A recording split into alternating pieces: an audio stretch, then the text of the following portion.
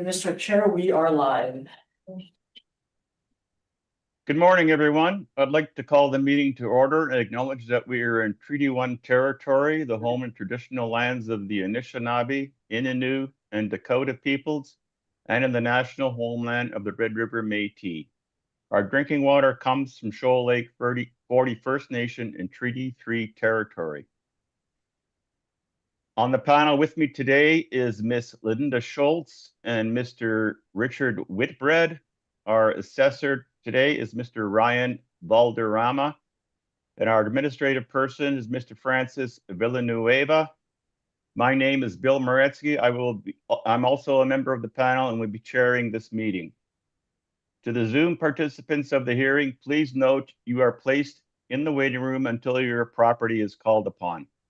When it is your turn, you will be admitted into the meeting. Kindly follow along on the City of Winnipeg's Board of Revision YouTube channel for the hearing process. Once the host admits you into the hearing, please close or mute your YouTube player. You will then be permitted to speak with respect to the property. Once your hearing has concluded, you can leave the meeting. We will be hearing applications for revision of the assessment roll in accordance with the Municipal Assessment Act. The matters for which revision is requested have been described in each application, and we will limit discussion to those matters. The statements that are made at this hearing are sworn testimony, and anyone speaking to the matters must be sworn in. Be advised that comparisons of assessments of properties are not considered evidence of market value by the Board of Revision. The Board of Revision is appointed annually by Council and is independent of it and the City Administration. It makes decisions on the basis of the evidence provided at this hearing and issues a written order that will be mailed to all parties as soon as possible. Please note that the board's decisions with respect to an application may be appealed to the Manitoba Municipal Board if the matter pertains to assessed value or classification, or to the Court of King's Bench if the matter pertains to the application of exemptions for taxation. Should you wish to appeal, information on how to do so will be included with the board's order. With respect to the hearing process, I will confirm the points of appeal with your property to be addressed with each applicant following the swearing in. We will then have the assessor's testimony followed by questions that the applicant may have, and then the applicant's testimony followed by questions. Each side will have an opportunity to summarize if they wish. Once all of the evidence about an application has been brought forward, the applicant may leave. The process will repeat for each item on the docket today. The session will close after all the applications have been heard, and the board will deliberate in private and make its decisions. You will receive the board's decision by registered mail as soon as possible. As information, all public hearings are live streamed, recorded, and will be part of the public record. We will be hearing items 1 to 3 and 5 on our docket today. Mr. Villanueva, please affirm the assessors and the applicant for the first property testimony. Okay. Mr. Assessor, please state your full name. Ryan Valderrama. Thank you. And you affirm that the evidence you're about to give at this hearing is the truth, the whole truth, and nothing but the truth? I do. Thank you. If the first applicant is not done his accreditation yet, we can do the swearing in later. Okay. I do have the applicant for item 1. I'll double check with them if everything went okay, and if not, then we can move them later on.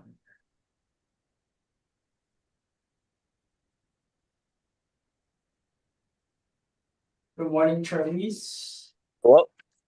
Hello, were you able to send it in? Oh, yeah. I just sent you the copy. I ran upstairs and got him to sign it. Okay, so well, Mr. Chair, because I'm still waiting to receive the email. Would you like to what would you like to do? You haven't received the email yet. Not just yet. Continue with the swearing in of this applicant, but if he is not accredited, we'll have to move it to the end. Okay, so I could, sure. Mr. Or would you like, I could swear him in once I get the email as well to make it all smooth, if that would be okay with you? Yeah, that's fine. Okay, perfect. But if I move it now, it's gonna have to be to the end. Yes, oh, here, I just got the email.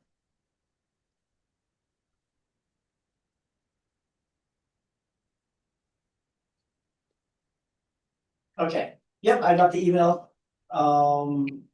Okay, we can continue with item 1 then. Okay, can you please swear the applicant in? Of course, Mr. Applicant, please state your full name. I, Charlie Slam, Thank you. And do you affirm that the evidence you are about to give at this hearing is the truth, the whole truth, and nothing but the truth? yes, I swear. All right, thank you. Okay, our first property on the docket today is item number 1, which is 675 Jefferson. This is an application for revision of the assessed value. Is that correct, Mr. Lamb? Yes, that's correct. Okay, Mr. Assessor, Mr. Applicant, are there any preliminary issues before we proceed with this property? None for me, Mr. Chair. Mr. Balderraman? Sorry, Is the assessor here? Yeah. yeah, I am. Okay. Sorry, I said I have none, Mr. Chair. Oh, okay. And Mr. Lamb? No, nothing. Okay. Then Mr. Valderrama, you may begin your presentation, please. Thank you, Mr. Chair. Good morning, everyone. The first item on the docket has a file number of 26-1693. It has a roll number of 11041739000. The property is located at 675 Jefferson Avenue. We're dealing with the roll year of 2027. We're using reference date of April 1st, 2025. The assessed value for the property is $610,000, and the classification is 60 other property, and the liability is fully taxable. The property is a store with 1 building, 3 premises, and 1 story. It has an actual year built of 1960 with an effective years built of 1960 to 1995. It has a wall height of 12 feet. It has a construction class of masonry bearing walls and a C1 zoning. The land area is 3,888 square feet and a planned area of 2,117 square feet with a basement area of 2,117 square feet, giving it a gross floor area of 4,234 square feet. Now moving on to page 3. I do have a couple of aerial photos of the subject property. And on page 4, I do have some rent comparables. The first one is located at 1109 Henderson Highway with a lease start date of December 1st, 2024. It has a lease area of 901 square feet with an average wall height of 12 feet and an effective year built of 1965. It is being rented for $22.64 per square foot. The second one is located at 1121 Henderson Highway. The lease start date is on January 1st, 2024. It has a leased area of 800 square feet and an average wall height of 12 with an effective year built of 1963. It is being rented for $20.99 per square foot. The next one is located at 105 Regent Avenue West. It has a lease start date of January 1st, 2017. The leased area is 2,775 square feet with an average wall height of 14, an effective year built of 1941, with a net rent of $20.32 per square foot. The next one is located at 1848 Main Street. It has a lease start date of December 1st, 2022. It is leased for 2,100 square feet, and it has an average wall height of 16 feet.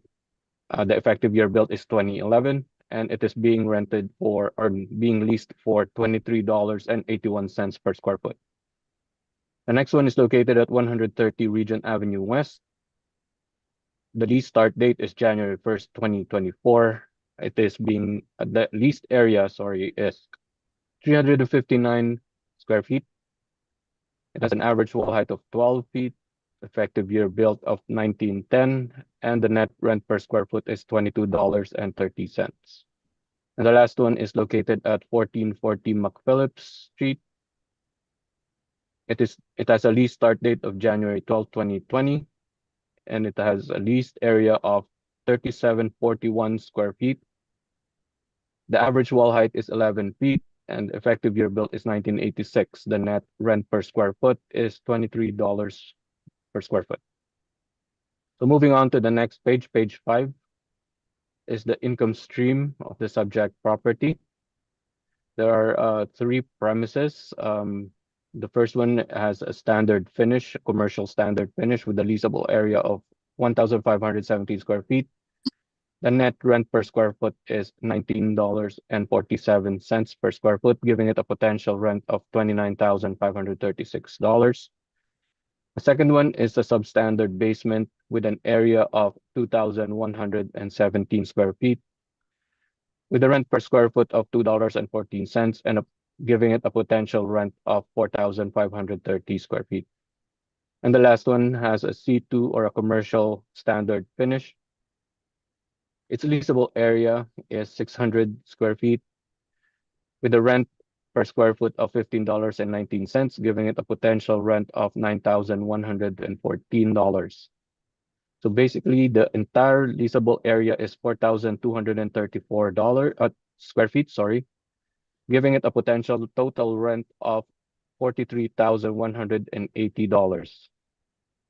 The vacancy loss is 5%, the expenses is 3%, and the shortfall is $8 per square foot, giving it a net operating income of $38,096. Applying the overall capitalization rate of 6.25%, the estimated value is $610,000 rounded. On page 7 is the capitalization rate chart. A direct capitalization method is used to convert a property's single year of income into an indication of value by dividing the estimated net operating income by an appropriate capitalization rate. Capitalization rates can be derived from properties that have sold by dividing each property's net operating income by its sale price. For the 2027 general assessment, using April 1st, 2025 as reference date, capitalization rates were derived from model-generated estimates of net operating income and sale prices that were time-adjusted to April 1st, 2025. The assessed values produced by the application of these model-generated capitalization rates were compared to sale prices, and assessment to sale price ratios were calculated. The resulting ratio statistics for the assessment and taxation department's income-producing models satisfy the standards set forth and specified in the Standard on Ratio Studies as approved on April 2013 and published by the International Association of Assessing Officers. ATD's capitalization rates are further supported by comparison with real estate market reports from Colliers International Canada, CBRE National Research, and Cushman & Wakefield. The following chart compares ATD's capitalization rates with the published rates by fitting ATD's rates into the property type categories used in these reports. ATD's property type classes are more comprehensive so that they cover every property type in the city. The 20th and 80th percentiles show the range of capitalization rates used by ATD for 60% of the parcels within that specific property type. In many cases, the published rates fall between 20th and 80th percentiles, indicating the tenability of the capitalization rates derived by ATD. So in the chart, we are in the retail area. all of the property types fall between 5.35% to 6.8%. And that's my presentation, Mr. Chair. Thank you, Mr. Lam, or Mr. Valderrama. Mr. Lam, do you have any questions on the assessor's presentation, please? No, I do not.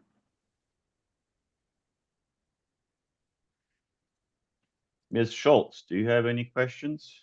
Yes, I do. So this is all model driven, is that correct? Yes, Mr. Chair, they're all model parameters and model derived parameters. On your rent comparables, which one of these do you feel is the closest in comparison to your subject property? Closest one, I would say is, I'm looking at this in terms of the location, probably is the Main Street and the McPhillips one. And in terms of size, Main Street falls 2100 square feet, which is about probably almost 2100 between C2 or the two premises, above ground premises, as indicated in my page 5. Okay, on your income stream, you've got the three you got two C2s and the C8. Have you inspected this building?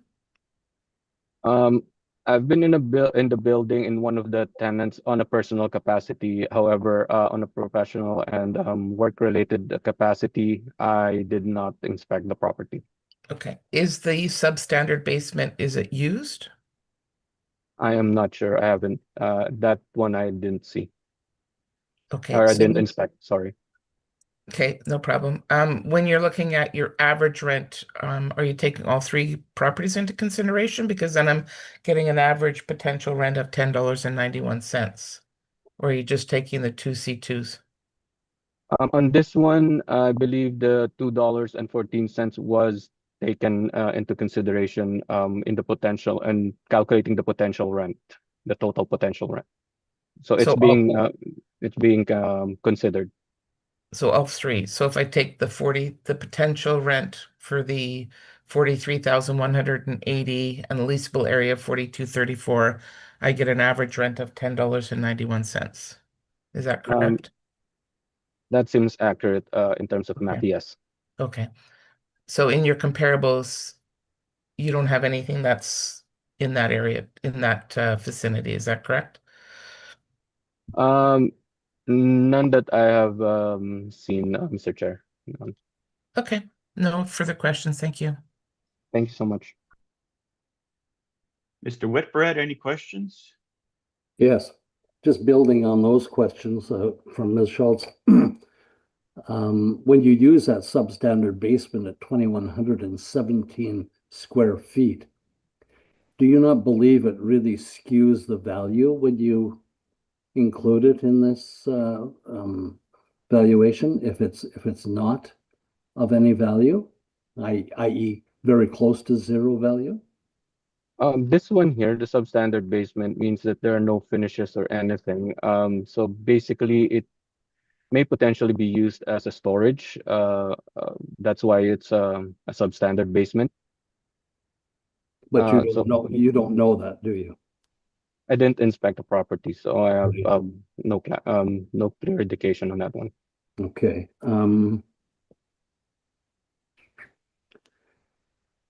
So the model, when I look at that square foot rent at $10.20 on average, or at the highest here in your chart, 1947 for the C2 standard finish, how do you arrive at that number? How does the model arrive at that number?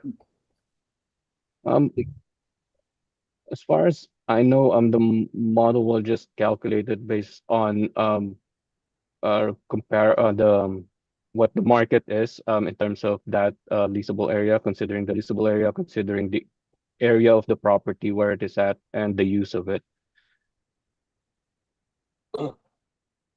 So these comparables you've given us are all higher than the rent the model has generated, right? Correct. And would it consider anything other than these? It may be, however, I'm just not sure what the model will do its thing. So it's gonna calculate it based on a lot of parameters I'm not knowledgeable on. So you could just say, I don't know. You don't know. Pretty much, yeah. No, for the most part, no. I don't know what the model is considering in terms of calculating it. Okay, thank you. Do you make any adjustment to this rent when you did this valuation? No, I did not. These are all model derived rents. Okay. So if the model is wrong, it could certainly skew the NOI, couldn't it? I'm not sure. It could skew it downwards or upwards. Yeah, it's a model, and if Yeah, it's it is. incorrect, then the NOI could be incorrect. I just want to confirm that. Yes. Could be correct. It could be incorrect. So I'm not Yes. sure. So yeah, I cannot But- comment exactly if it's wrong or correct. So for properties like this, do you ever get or do you ever provide evidence from an income statement? Uh, the rent comparables are all actuals based on what we have or based on our information.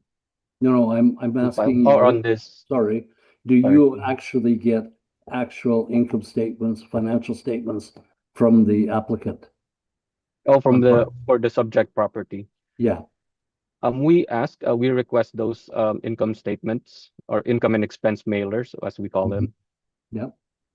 And if there is anything, we tend to review it and see if it's close. However, on this one, I'm looking at my evidence and I don't believe I have the income and expense mailer on this one, Right. So, on the evidence. Yeah. okay, so that would allow us to look at whether there's contradictory evidence between reality and the model. And we can't do that at this point, right? Because we don't have any evidence from the applicant. I am. I don't have the income and expense mailer basically on my evidence. I just have the rent comparables. Thank you. No, To compare, yes. that's from your model, though. That's not from the applicant. Correct? The income stream, yes. Those are model parameters, correct. The comparables that you provided are from your model. They're not from the applicant. These are all actual from the lease or from the income and expense mailers of these properties that are included in the rent comparables. And these are not from the applicant. These are from our department's files. That's what I'm trying to confirm with you. Thank you. Yeah. Okay. Thank you. Sorry.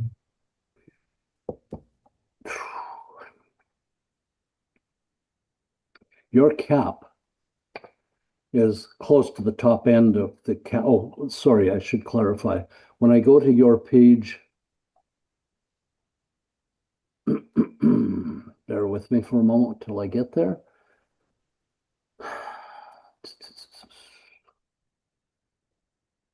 I'll get there. Your page 7, and you talk about retail. What category are you putting this in? You said 6.0 to 6.8, but this is not a regional, is it? No, it's not. It's more of a commercial store, kind of. A what? A store, as indicated on page. I'll just double check. It's on page 1. We categorize it as a store. Right. But what's the closest And category for page 7? Would it be a strip? It may be close to a strip in a way. Yeah. Mhm. That's about the best we have to work with, isn't it? If we're gonna compare among the 3 retail property types, that's the closest, yes. Sure it is. Okay. So that's 5.35 to 6.5. So you put this property almost at the top end of that, but yet when I look at the other three, Collier's, CBRE, and Cushman, you're kind of at the bottom of their ranges. Can you explain the discrepancy here? Why at the top of the city of Winnipeg, but at the bottom of the others? As I've mentioned in the capitalization rates description earlier, the cap rates that we have comprise 60% from the 20th to 80th percentile. It's the 60% of the inventory that we have. With regards to the other external sources like Collier, CBRE, and Cushman and Wakefield that were mentioned, I'm unsure of how they calculated their ranges. So somehow I'm not able to speak to how come they are higher in their ranges. So I'm sure you're familiar to some degree with the items that make up cap when you come to calculate a cap. Is there something about this property that would put it at a 6.25 rather than a 5.35?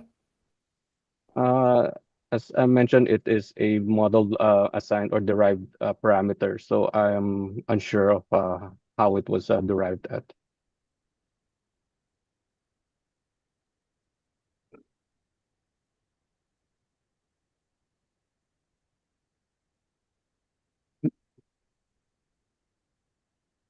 Okay, I think I'm going to leave it there for now.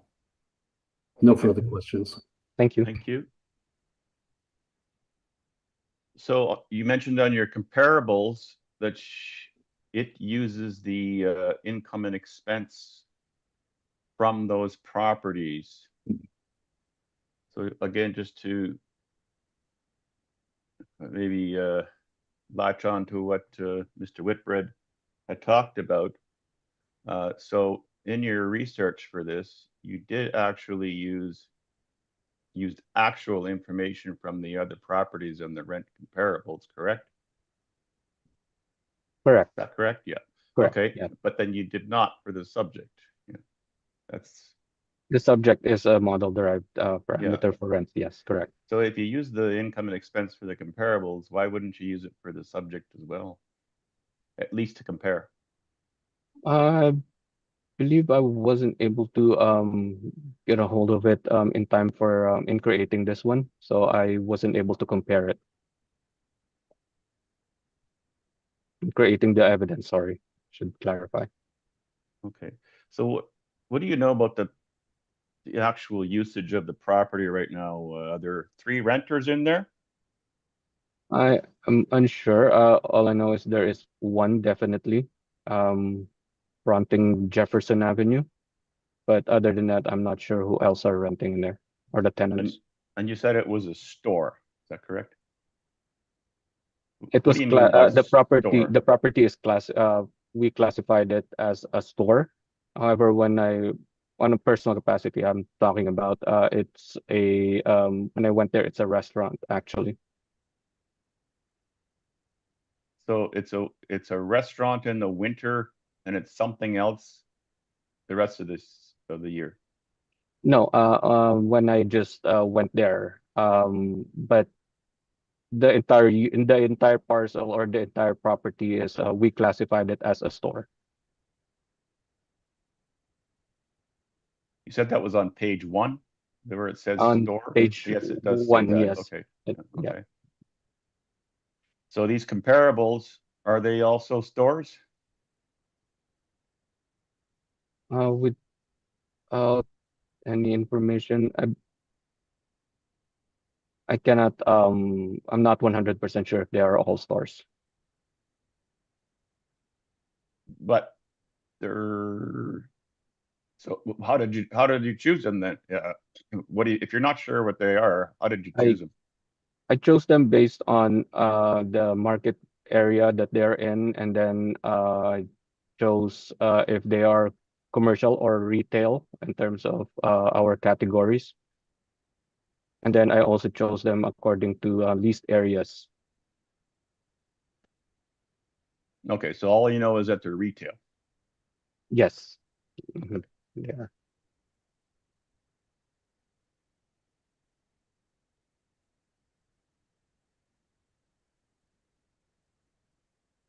Do you have any photos of this property? Well, you The didn't comparables. inspect it, but were there any photos available anywhere from listings or anything? For The for the inside? subject property, the interior, no, I don't have any pictures of the interior. Okay. So you're going pretty modelish on this property. Would that be a correct characterization, Mr. Villanueva? I'm sorry. You're going pretty much all with model on this property. Would that be a correct characterization? Yes, I went with all model parameters on this one. Okay. Okay. Okay, I do not have any further questions then.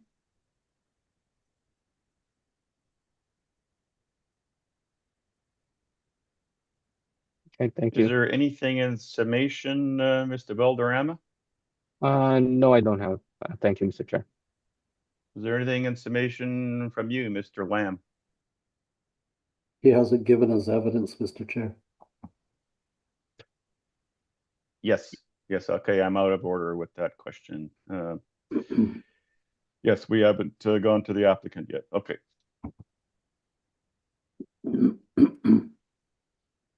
Okay, then, Mr. Lamb, you may begin your presentation. Okay, thank you. Looking at sorry, I don't know how to pronounce your last name, Valderrama. Looking at it, I could see the comparables that you chose were they're on hot streets, I would consider. Like there's more foot traffic, it's more of you go there, you're expecting more built up stores. While our family store here, it's in the neighborhood. It's just the only big thing around it is just a high school. So when I was looking at comparables, I was looking for something similar in the Maples area because that's something that's close by. It's very similar to the Garden City area, as well as some things off of Main Street that's closer to St. John's and smaller schools like that. A very comparable property, in my opinion, was 1265 Jefferson Avenue, which is currently Asia City in the Maples area. Right now, they had it listed for $475,000 as of right now. And then another comparable on Main Street is Mr. Lamb? Yes. In your evidence, you're quoting listings that are now. So you have to be in the reference period with your evidence. Okay. So the only reference period one I have is 1545 Main Street, which was sold for $455,000 earlier this year. And where do you have that in your evidence? I had this submitted to. It's all the way at the bottom. This would be page. Sorry about that. Okay. Okay. We have 3 briefs from you that we received from you. Brief 1, brief 2, brief 3. So are you aware of that? Yes, I'm looking at it right now. So it would be in applicant brief number 3. Okay. Yeah. If you could, you can kind of tell us where you are going in your presentation so that we can follow along. I see. Sorry about that. Okay. So you are at brief number 3 right now. Yes, and then going down to page.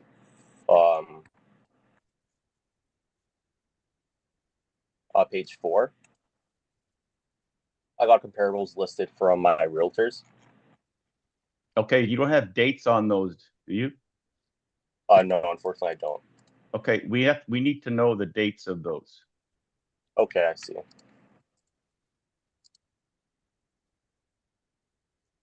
It's very important that your evidence fall within the reference period. You are aware of that? I'm sorry about that. I was not aware. So anything you give us has to be before April 1, 2025. 2025. Okay. Unfortunately, I don't have any evidence before that then. Yeah. Yeah, unfortunately, we can't consider that evidence. Okay. Well, Okay, we'll carry sorry. on with anything with other information that you have, and we'll have a look at it.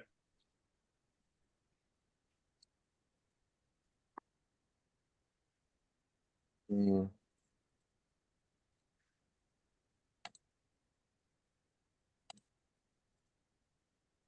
Yeah, unfortunately, I don't have anything that's up to date I can use right now. Okay, is there anything else you want to say about it? Or- Looking at like the market value, I do think it's very high how it's assessed, as well as the comparables that I'm being like as well as comparables for the property. It's being compared to a different area. I would say it's not very C1. C1 is very different than C2, as well as the comparison rate. Those are built with other commercial buildings, but side by side to build up the value. As for our building, it's just in a residential area. Those are the only things I have to say right now. Okay. Mr. Valderrama, do you have any questions for the applicant? I don't have any questions, Mr. Chair. Thank you. Mr. Whitbread, do you have any questions for the applicant? Yes. Do you mind telling us what business is conducted in those, on the property? It says one building, 3 premises, 1 story. How many premises are there? Or how many businesses? There's only one business there, so it's premises like units, I guess. What does that mean? Like the number of premises is listed as 3. Does that mean how many like rentable units there are? Because we only have one, I guess one tenant there. They're running a restaurant. Okay, so there's nothing else going on in the building. No. Okay. That might be helpful for the city to know that there's just one premise. Do you have a value in mind that you think it should be placed at? I couldn't find that in your evidence.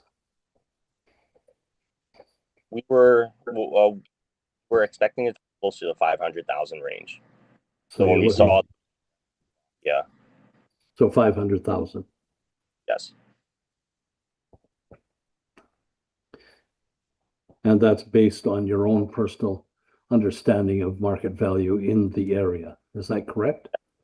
Yes, as well as talking to realtors in the past, because we were trying to sell the property within the past 3 years. So within the past 3 years, I've talked to realtors.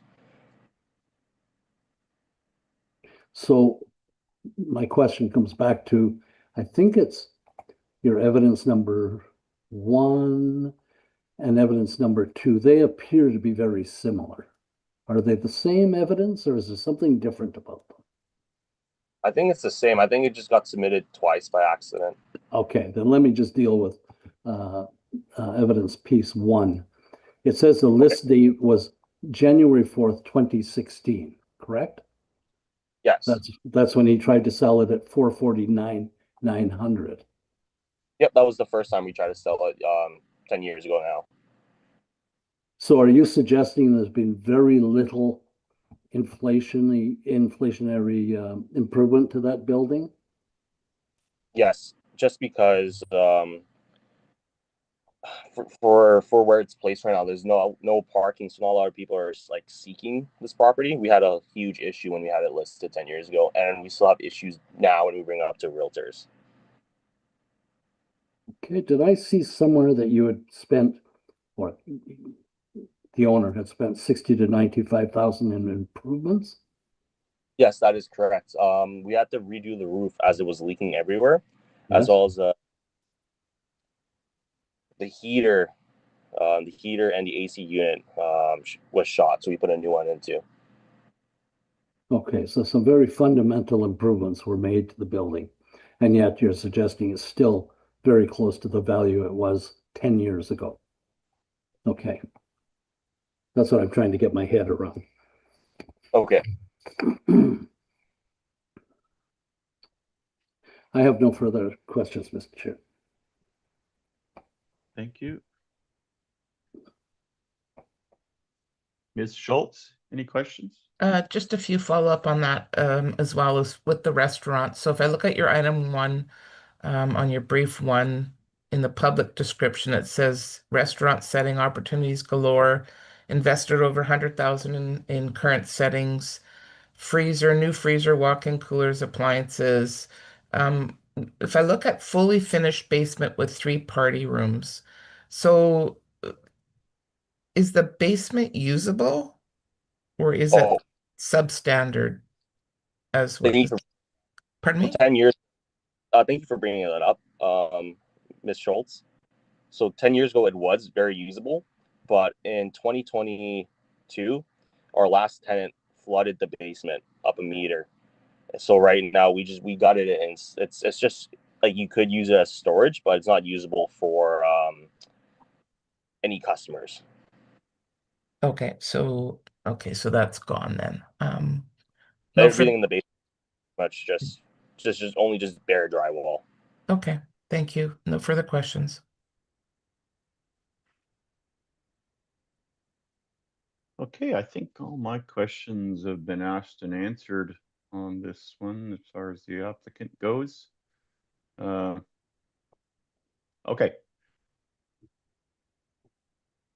Now I can ask the question. Mr.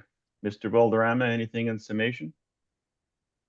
No summation, Mr. Chair. Thank you. Mr. Lamb, anything in summation? No, I don't think so. Okay, that will then conclude this property, 675 Jefferson Avenue. And thank you very much, Mr. Lamb, for your presence and your application and your presentation, excuse me. Thank you.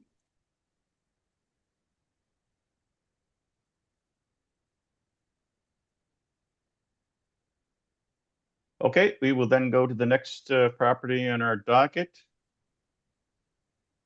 which is item number 2, 542 Dufferin. Do we have the applicant present? Unfortunately, we do not have the applicant present. No applicant present. Then we will then move this item to the end and proceed on to item number 3, which is 919 Main Street. Do we have the applicant present for that one? Yes, we have the 2 applicants. Can you swear the applicant in, please? Of course. Well, you mind just stay standing? Yep. Yeah. And please state your full name. My name is David Ken.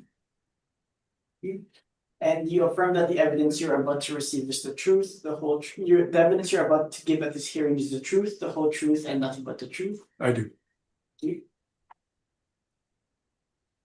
Can I just get your a clarification on your name again, Mr. Applicant? I didn't quite hear it properly. Yeah, can you repeat your name? David Ken. David Ken. Thank you. Okay, so item number 3, 919 Main Street. This is an application for revision of the amount of the assessed value. Is that right, Mr. Ken? Can you repeat that? You are applying for a revision in the amount of the assessed value. Is that correct? That's correct. Okay. Any preliminary issues with the property from either party before we begin? None for me, Mr. Chair. Thank you. Okay. Nothing from you, Mr. Ken. Anything preliminary? No. No, thank you. Okay, then Mr. Valderrama, you can begin your presentation, please. The next property that we're dealing with has a file number of 26-1674. It has a roll number of 14000977000. The property is located at 919 Main Street. We're dealing with the roll year of 2027 using reference date of April 1st, 2025. The assessed value for the property is $621,000. The property is classified as other property with a liability of fully taxable. The property is classified as, or the parcel used for the property is a store with 2 buildings, 3 premises, 1 to 2 stories. The actual years built is 1905 to 1972, with an effective years built of 1965 to 1972. The wall heights of the property are between 12 to 16 feet. The construction class is wood or steel framed exterior walls, and it is zoned as C2 commercial. The property has a land area of 5,156 square feet with a planned area of 4,350 square feet with a basement area of 2,040 square feet, giving it a gross floor area of about 7,614 square feet. And moving to page 3, I have a couple of aerial photos of the subject property. And on page 4 are some rent comparables. Mr. Chair, if I may, I would like to cross out or strike out 801 Selkirk Avenue as there was a glitch and it hasn't provided me with the net rent per square foot, probably perhaps because of the lease start date of 1982. Okay, so noted. Thank you, Mr. Chair. And so I'll be referring to 3 rent comparables. The first one is located at 991 McPhillips Street. It has a lease start date of May 9th, 2017. It has a lease area of 770 square feet, an average wall height of 12 feet, and an effective year built of 1976. The net rent per square foot is $14.84. The next one is located at 993 McPhillips Street. It has a lease start date of January 1st, 2024. The lease area, The leased area is 1,368 square feet with an average wall height of 12 feet. The effective year built is 1976, and the net rent per square foot is $29.24. And the last one is located at 989 McPhillips Street. It has a lease start date of October 23, 2023. It has a leased area of 2,230 square feet, an average wall height of 12 feet, and an effective year built of 1976. The net rent per square foot is $76.87.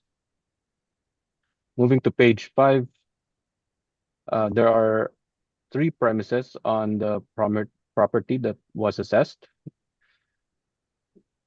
The first one has a C2 or a standard commercial finish.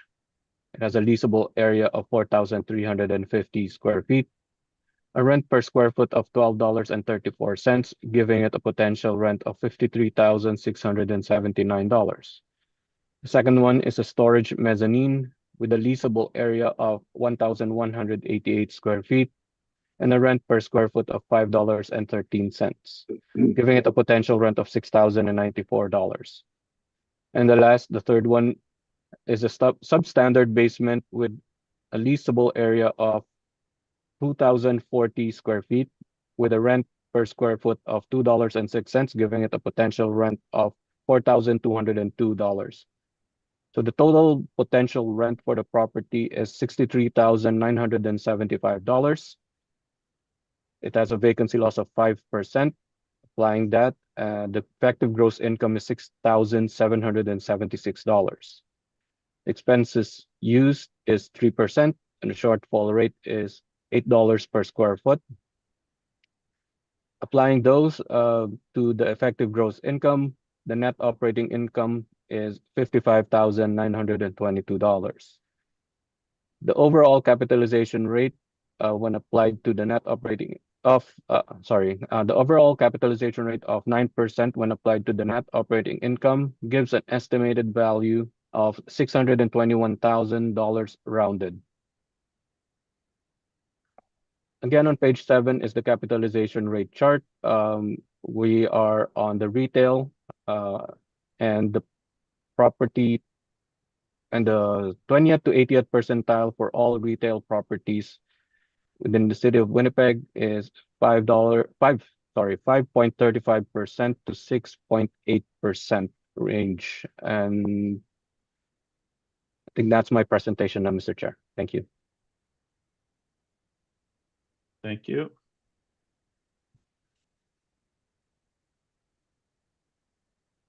Mr. Ken, do you have any questions for the assessor on his presentation? Yes, I do. I'm going back to page number 4, the comparable property. Mr. Vandenbrama, do you aware that 991, 993, and 989 are in the same building? I did not inspect them, but I would take a look at their address. And looking at their address, it may be the same building. No, it is, because according to the assessment and taxation website, if you're looking at the assessment detail, on the detail map, they're showing the 3 units being assessed in one assessment value is 940,000. So I think this 3 unit is in one building. And then also, if you click on 993, want to search their property value, they pop back up to 989. So 989 is used for the assessment. So 989 represent the whole building. And I have that. You can go onto the website that you can look at for yourself, because I did research on that one. And anyway, and I have a photo in my rebuttal document showing the picture, outside picture. There's a one story building. Anyway, another question is, these 3 units have a different rental value. Is that correct? According to our files, yes. Yeah. And then that actual retail value, is it still applied today? Which one, Mr. Chair? I'm just a little. I just need a clarification on that one. Okay. What I mean is are they still pay this rent? Oh, the Or rent comparables. Okay. Yeah. Well, the lease start date indicated their when they started paying for these rents. So I'm not sure if some of them were renewed already. Okay. So anyway, if we base on this rental value, would that make sense if you're using the calculation, using this rental value as the potential rental value? It does make sense to me, because you have the actual number from 1484 Right. to $76.87. So each unit, if you multiply them together, and then you will come up with a lump sum of 222,000 income. And then the combined, because this is in one building, the leasable area should be combined, all of it, because the city assessed them as one unit. So the total area is 4,368 square feet. So if I apply this number into your equation, this I have the worksheet in my rebuttal document, and that number come to 2.3 million assessment value. So this is from 940,000 assessed value to 2.3 million assessed value. That's a big, huge, substantial difference. Would you agree?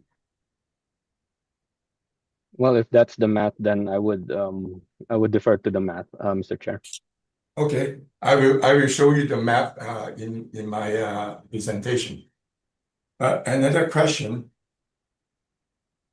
to page 5.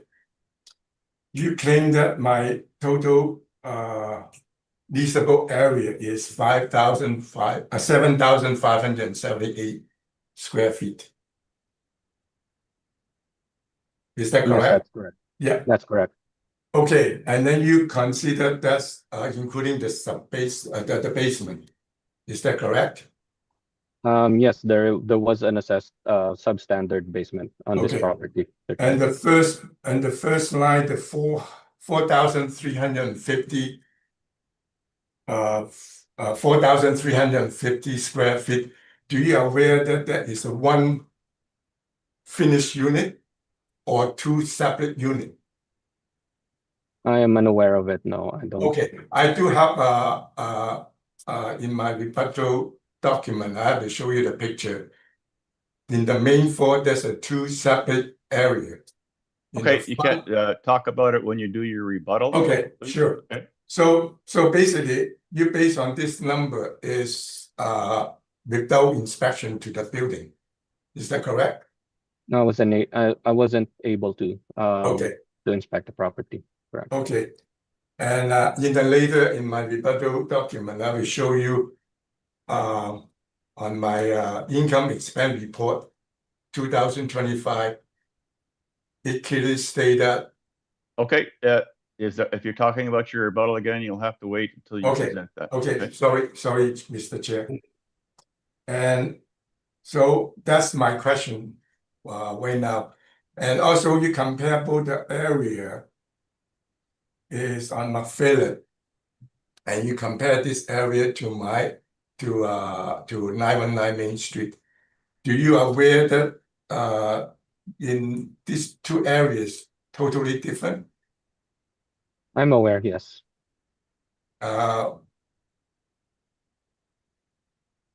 They are totally different area because according to the crime rate in my area is much 5 times more than the area in Philip. And then later on, I will show you my evidence in my rebuttal document. And also I have a photo in my basement that show you the condition. And then they say usable for you consider as a.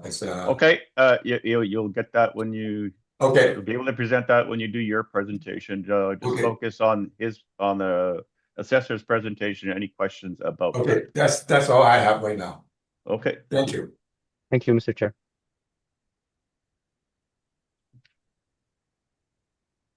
Mr. Whitbread, do you have any questions for the assessor? Sure, I do. Machine driven or model driven, Mr. Valderrama? All parameters are all model derived parameters. And Mr. no Chair. adjustments by you? None. So the Sure. the $2 rent that you provide us for the $2.06, the substandard basement, that came out of the model, correct? That's correct, Mr. Chair. Okay. Yes. Okay. You're using 4,350 square feet as a standard finish. Is that, do you know what kind of business that is? No, I'm not. I'm not aware of any of that information. Okay. And are you aware if this business is open? Is it closed? No, I'm not aware. Okay. Would that make a difference to your valuation if it was closed? If there is a vacancy on the property, a vacancy loss will be considered, Mr. Chair.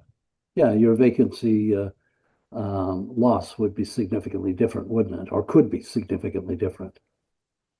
It could be, Mr. Chair. Yes. Got it. Okay.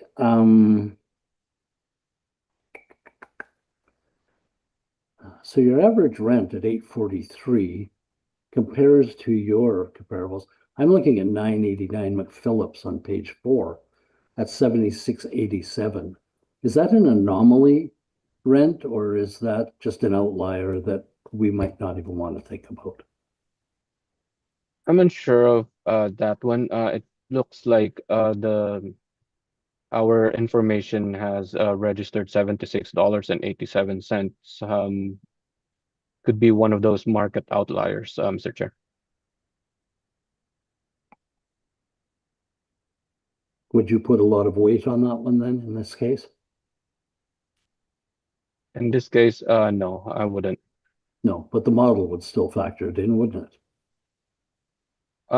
For this one, I'm unsure if it would. it would consider again, as I've mentioned a few earlier, the size, location, and the use of the property. So I'm not sure if it would give a weight on that one, Mr. Chair. Okay. 919 Main Street, the property itself is, do you know where that is located? Your map is hard to decipher here.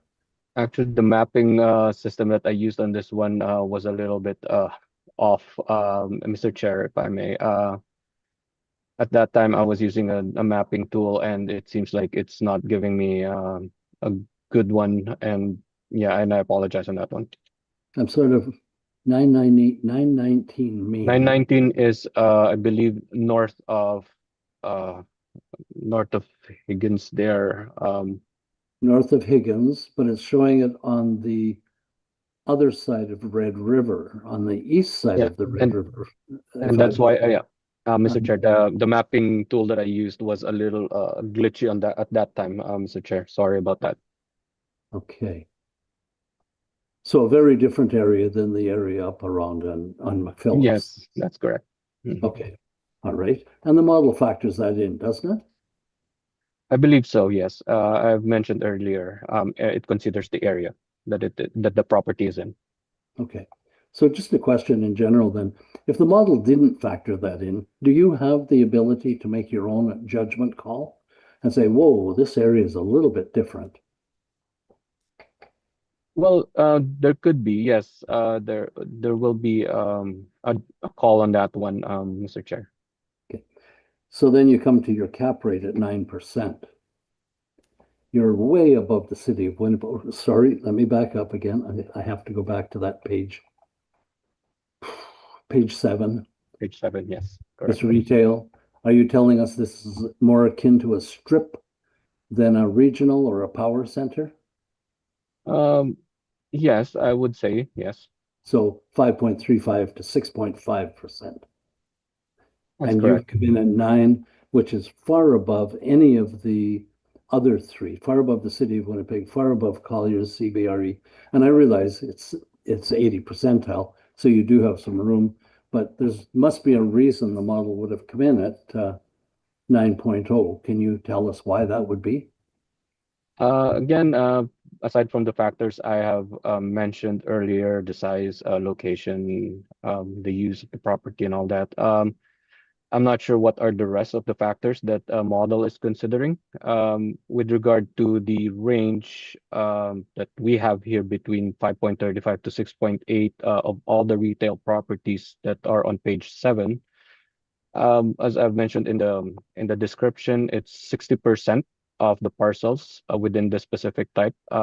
Maybe this specific property, the subject property, may have fallen outside of the 60% of the parcels that were considered within this chart, Mr. Chair.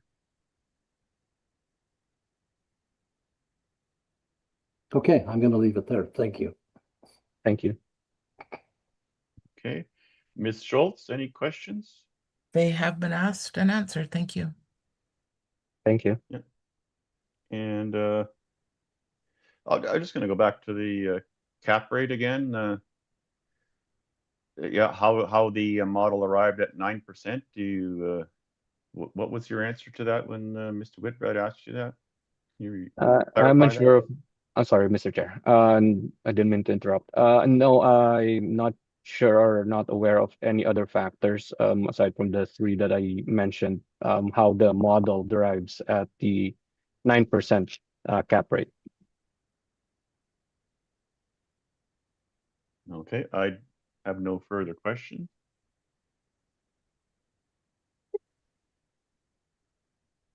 Okay, Mr. Ken, you can begin your presentation, please. Thank you. Since September 2022, 919 Main Street stopped becoming income producing property. As shown in the figure number 1, I show you that in the last almost 4 years, I've been actively listing this property on the market. And almost every 6 months, I'm reducing the listing price. And that's starting from 549,000, and I'm reducing down to today, current listing. Well, you can't use today's evidence. Only sorry? only before April 1st, 2025. Uh, So the last three you cannot use as evidence. well, in the present time, I just start listing on the on May 27, 2026. Yep, you can't use anything after the reference date. Okay, well, in that case, I will down to 499. Oh, that one as well. That's past the reference date as well. What's that? 525? 525. Yeah. 525. Okay, carry on. Okay, in the last 5 years, you can see I show you the figure number 1 on page 1. That is my listing history.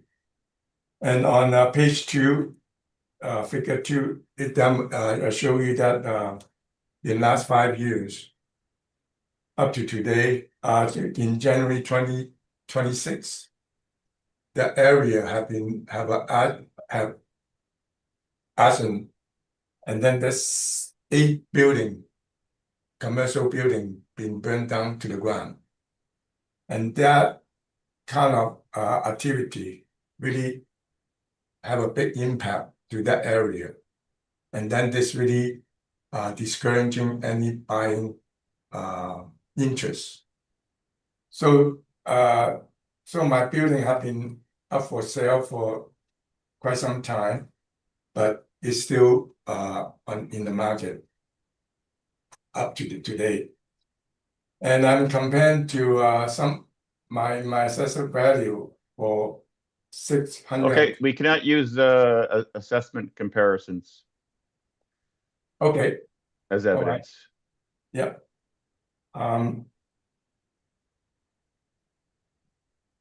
And I want to go back to my rebuttal document. Okay, are you finished with your main presentation then? Yes, because you're not allowing me to using the comparison property to compare the assessment value. Correct, yep, you cannot do that. Okay, so you are finished with your primary presentation then?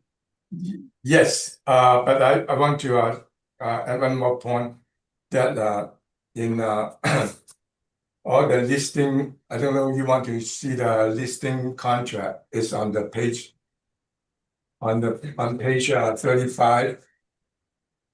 On page 35 to I have a backup here. Anyway, starting from page 35 on my evidence, that page 35 to 40 is my listing contract that backing up my my chart. Just bear with me, please. I'm not there. Trying to find that. Okay, so this is a listing of the property Yeah, in 2023, correct? that's correct. Okay, I see something on page 38. That's something different, is that right? 35. Okay.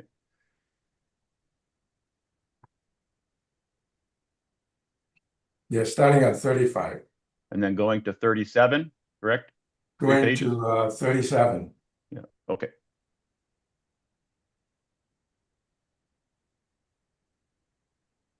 Okay, do you want to speak to anything on that? On your No, I just want to prove to support my my claim that my building is on the market for the long time.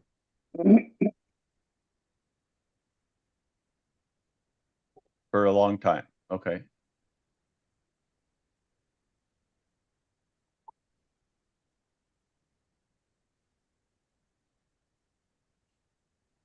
Okay, there's nothing further then? Mm. Main presentation?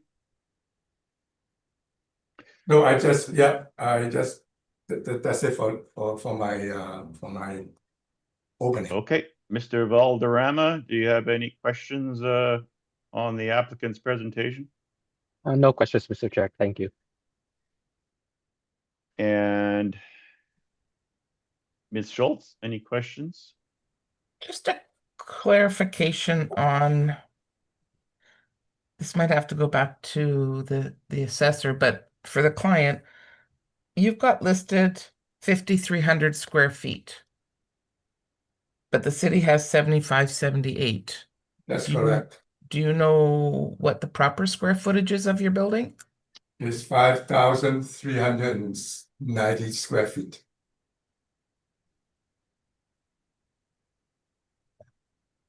Okay,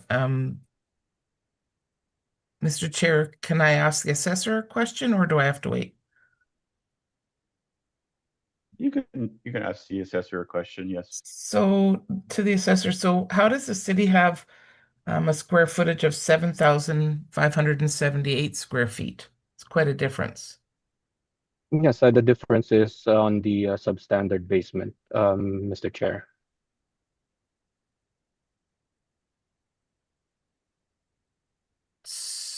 Okay.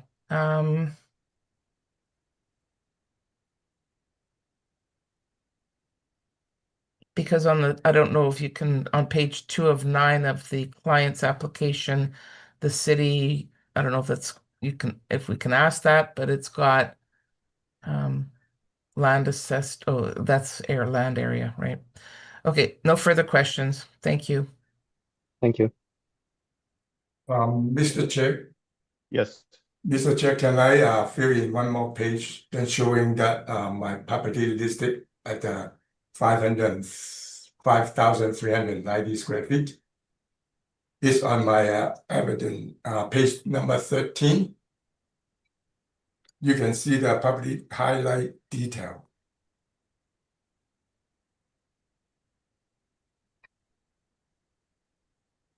okay, the photos you wanted to show us, is that correct? Yeah, that's correct.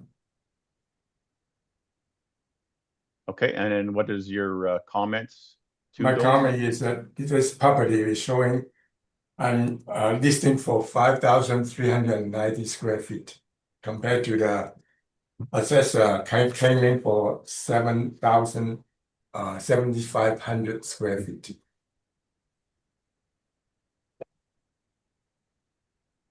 Okay, And also in the building detail on that page, it will say main floor, main level, 2,440 square feet.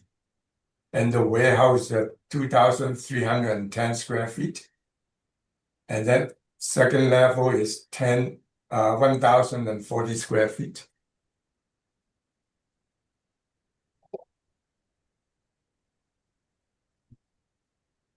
where is, yeah, okay,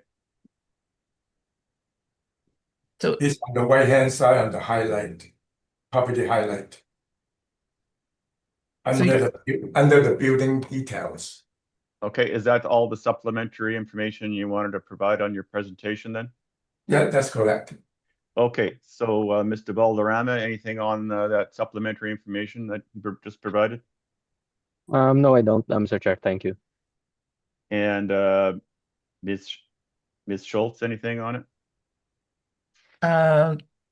just a clarification, sorry, on those square footage that you have, the building, you've got the main level, the second level, and the warehouse. Is that including the basement? No, Okay. Is there a reason why there's no area counted for the basement? because the basement is only for it's only using for mechanical equipment provide the service for the building, So it's not usable? not usable. Hey, no further clarification, no questions. Thank you.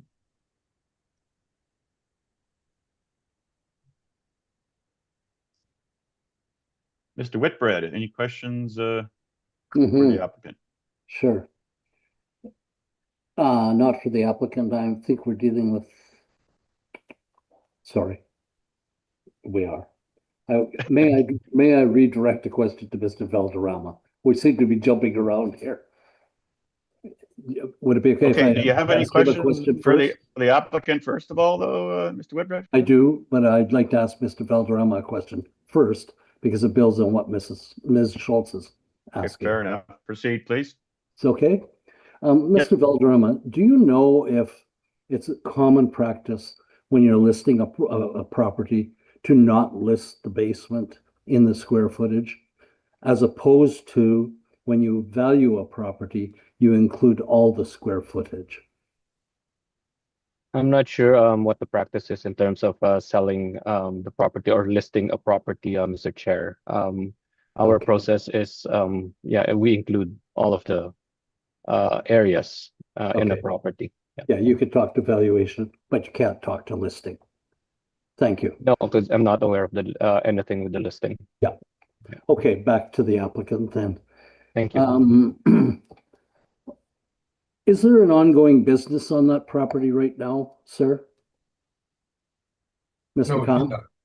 There's no business in there right now. I think I saw in your evidence that you stopped doing business there in 2022. Is that correct? That's correct. Okay, so it's basically a vacant building at this point. That's correct. Do you use it for anything else? Sometimes I'm using it as do some of my own stuff. Like Okay.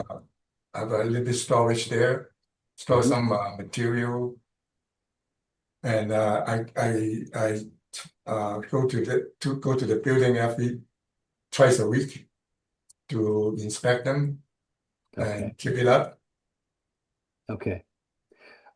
What value do you think should be placed on that value on that property from the city's point of view? Well, I try to be fair to both parties. What I'm looking at is right now I'm listing the 480, and there's still no purchase, no buying, still not selling. And 480? for 480,000. Thank you. Thank And you. I think 480,000 at the present time, the building still remain unsold. And I think that is the indication the demand out there is not much for this building and for that price. And then the buying willing to pay for that number is not there. So doesn't matter how we assess this building for 621. If I cannot sell it for 480,000, how can I sell it for 621,000? Or even higher than 480,000, because it's still sitting there without any potential buyer. Okay. So No, Mr. Applicant, you've given me exactly what I needed. Thank you. I have no further questions, Mr. Chair. Okay, thank you very much.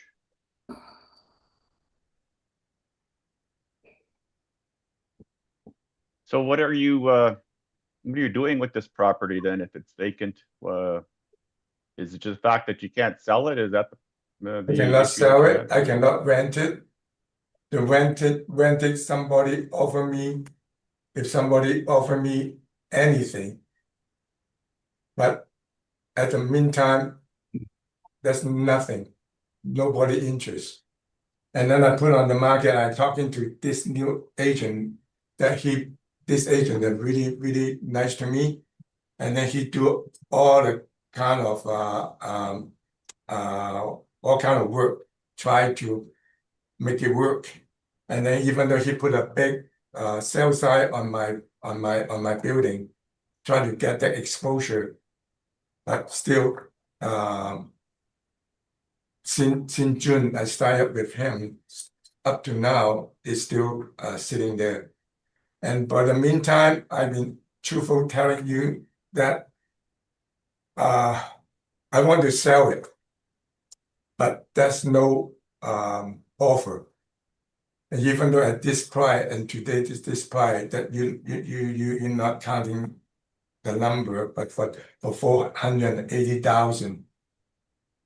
And then I don't know, because based on according to my history, I reduce my price every 6 months, almost every 6 months up to today. So I don't know, and then next 6 months, I probably have to reduce the price until until attract some potential buyer.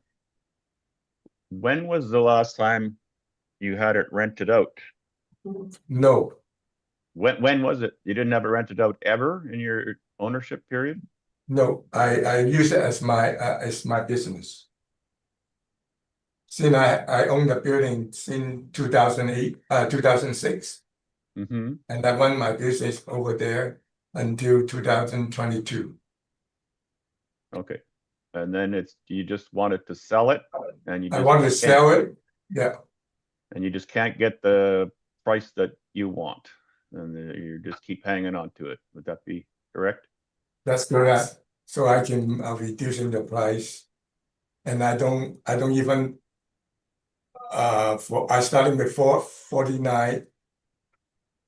I don't even like I can reducing it to today. So I don't know in 6 months or because I signed up with this agent for 12 months. And in 6 months time, he probably we can have a meeting suggesting maybe move some lumber down. So that's a reality in that area. The area have a high crime rate, the drug epidemic, and the homeless, and the arson. Like in 5 years, 8 buildings burned down, 1 church, 2 hotel, 5 business, 5 retail business. So that really impact that area. Then people talking about that that area that people say afraid of it. And then they really determine there's some interest by potential. And that's a reality. And then that number that I'm asking actually is the real market value in real time. And that's the reality in this area. So I don't know how can this area compare to the Mafia area. That's beyond me. Okay. I have no further questions then. Mr. Villanueva, do we have the rebuttal document from the applicant available? I am distributing it right now, so it should be in your share drive in a few moments. And it should have been just uploaded now. Mine is there. Now, Mr. Assessor, I am sending it out to you now. Sounds good. Thank you.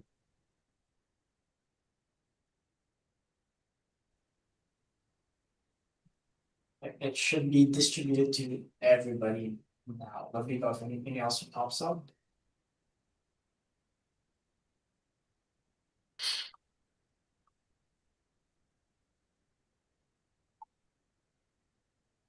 I have 5. Yeah, I got. Are they all the same? I have 4. Hang on, I'll There refresh. should be 4. Okay. I have 4. Bear with me, I'm still downloading.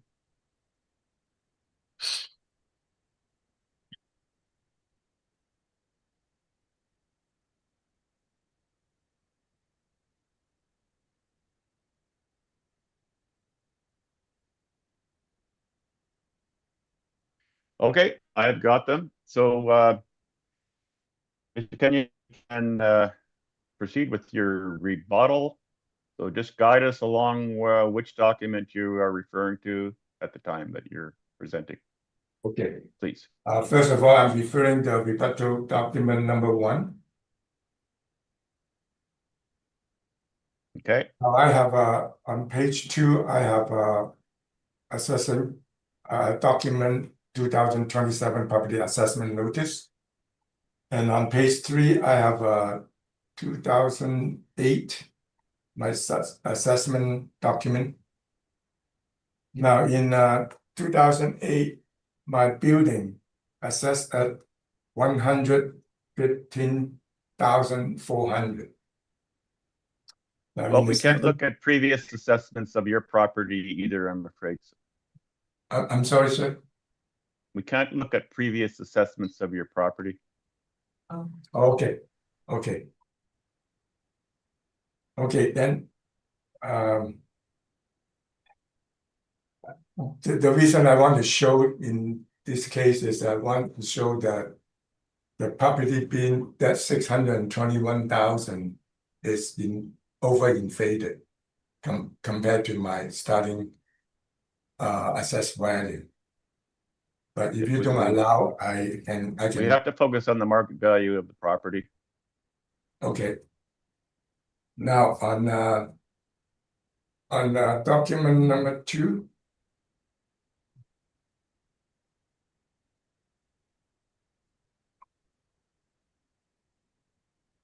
On page 2, that is the income expense report.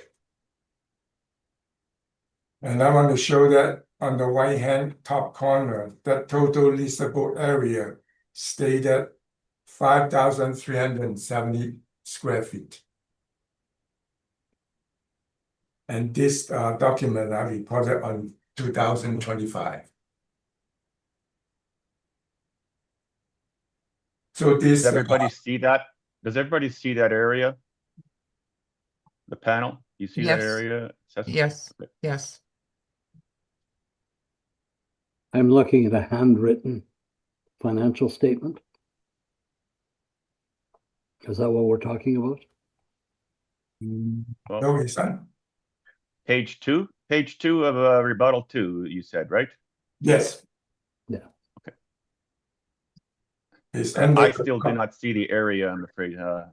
under the property info. Okay, I see it now, yeah. Everybody see it?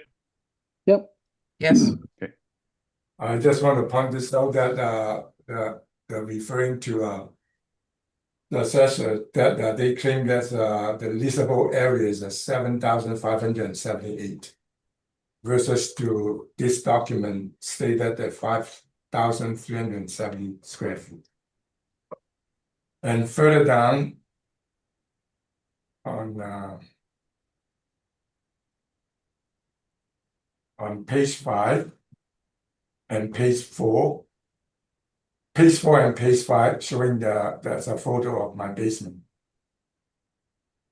The condition of my basement. And then you can see there's only a water tank, the furnace, and there's some little door. And then going. Can I carry on? You can, but I do have to kind of caution you. You're actually presenting more evidence here rather than a rebuttal. Are you aware of that? I just want to yeah, my evidence. Because if you are, then it actually is late evidence. So I don't understand. tell the panel how this is relating to the assessor's original presentation, this information. Oh, because the assessor consider the basement as the leasable area. I just want to show that the basement, it shouldn't be part of the leasable area calculation. Okay, fair enough. Yeah. And then also on photo number 6, 7, it's showing the front area 4,014 square feet. That is finished retail front. It's on page number 8 and number 9 that's my warehouse, unfinished warehouse. So my point, want to back it up, my claim that they should not be using the same rental rate, because the assessor claimed that the total 4,378 sorry, I correct my math. 4,350 square feet is total area in the main floor. And then he applied rental rate is $12.34 per square feet. And I think you can see the photo, that's a different area. And the warehouse shouldn't be charged at that rate, from my opinion. Because they are not finished, totally look different. That's the purpose on this rebuttal document. Okay, are you finished with the second one then? Yes, Okay, we can go to the third. and the third one, I want to demonstrate the two areas regarding the Mr. Valderrama, the comparable area. And my area is on page 3 and page 4, showing the police report for two different areas. And my area is belong to Point Douglas community and North Point Douglas neighborhood. In that location, based on the police report, there's a 665 incident in current 12-month period. If you're moving on down to page 5, this area is applied to the McPhillip area. And then that area is belong to Point Douglas community as well. However, the neighborhood is different. The neighborhood you can see is belong to Minaski neighborhood. At that area, you can look down at the bottom, the incident is only 140 incident report. So there's almost more than five time incident in my neighborhood. So I just want to compare that there's two different neighborhood and shouldn't be cannot be comparable.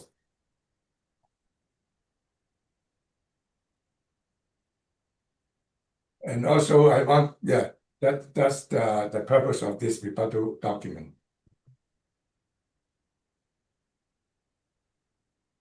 Okay, if we proceed to rebuttal 4 then? Yes. Okay. Now, rebuttal 4, I want to demonstrate on page 2.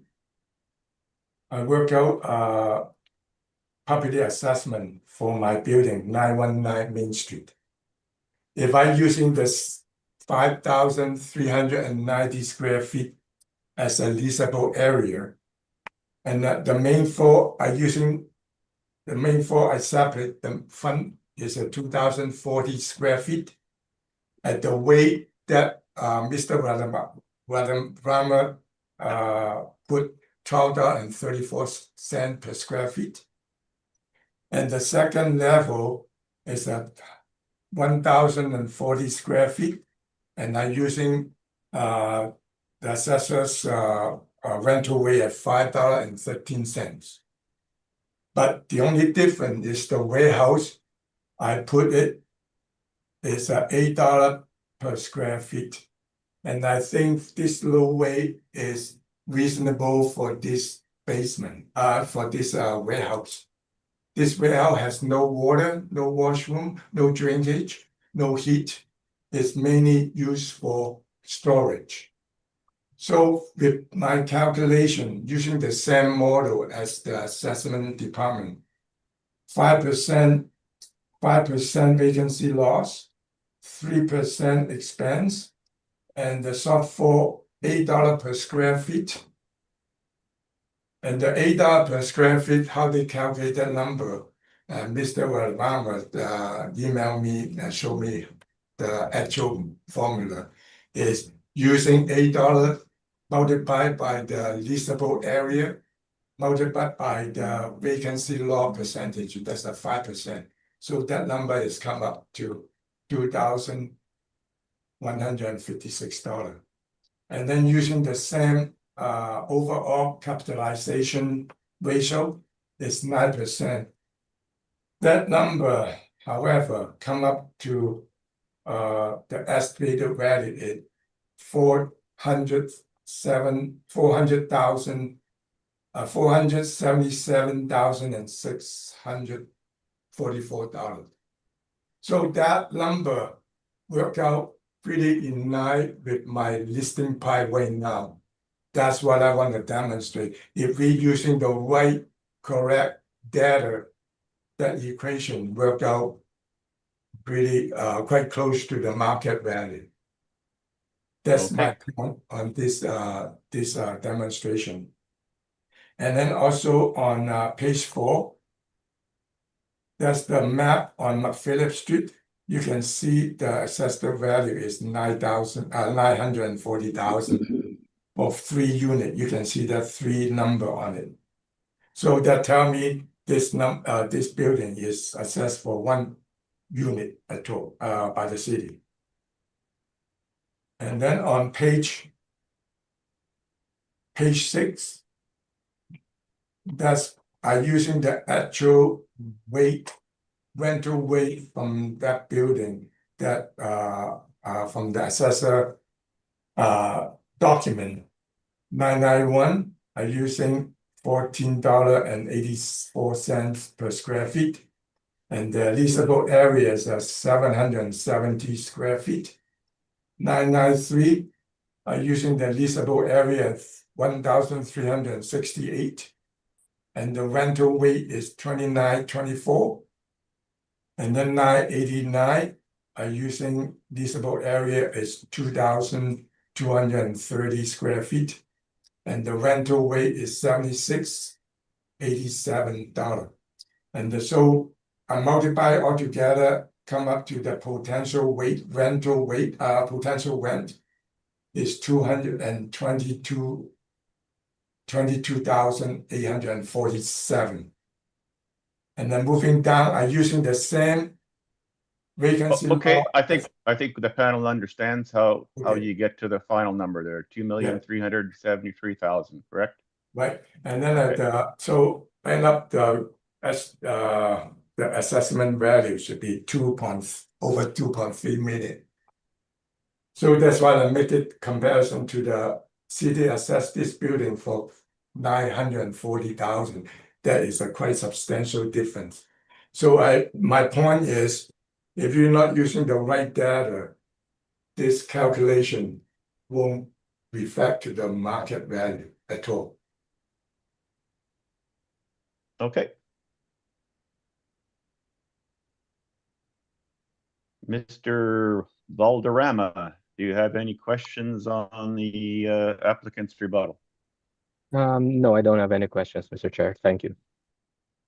And Mr. Whitbread, do you have any questions on the rebuttal?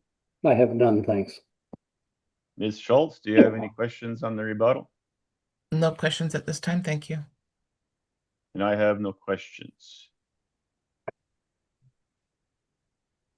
So anything in, excuse me, anything in summation, Mr. Valderrama? I have none, no, Mr. Chair. Thank you. Anything in summation, Mr. Ken? Yes, I do. Conclusion of my presentation. With the arson, high crime rate, homeless, drug epidemic in my area, all these factors have a big impact on the investment interest in my property. And I have demonstrated in the past few years that I've been actively list this property for sale and reducing the price constantly. However, again, the property still has remained on the market without selling. Prolonged exposure without a transaction is a strong evident the asking price of 480,000 already reflect the upper limit of what the market will bear in this location. And estimate the assessment of 621,000 is simply not supportable by actual market evidence. Therefore, I respectfully request the board to reconsider the current assessment value of 621,000 to be more in line with the current real estate market value that I am experiencing. Thank you. Thank you. That will conclude this property 919 Main Street then.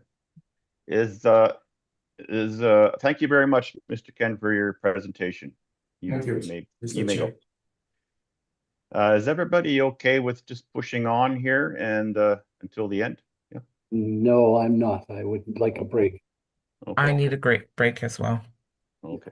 Fair That's enough. 10 minutes. Yeah. Let's, Thank you. 10 minutes. Okay, thank you. Put us in recess. Wait until we're offline though, please. Yep. And I'll put us in recess to be a moment. Check share, we are back live. Okay, we are back in order again. So the next property on our docket is item number 569 Academy. Do we have the applicant online? Yes, I will admit the applicant now.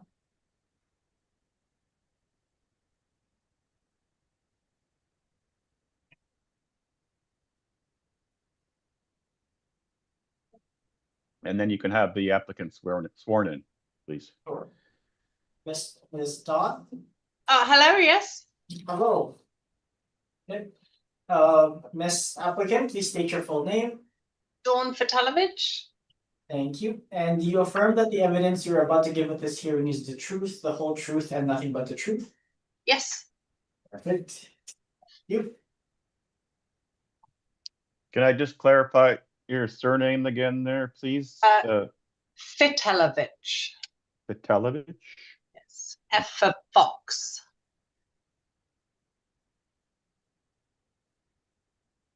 Okay. Yes, so this is an application for revision of the amount of the assessed value. Is that correct, Mr. Vitalovich? Yes, correct. Yep. Mr. Valderrama, can you please begin your presentation? Thank you, Mr. Chair. The next property has a file number of 26-1795. It has a roll number of 12070895300. The property is located at 569 Academy Road. We're dealing with the roll year of 2027 using reference date of April 1st, 2025. The assessed value is $623,000. It is classified as an other property with the liability of taxable. The property is used as a store with 1 building, 4 premises, 2 stories, with an actual year built of 1946 and effective year built of 1976.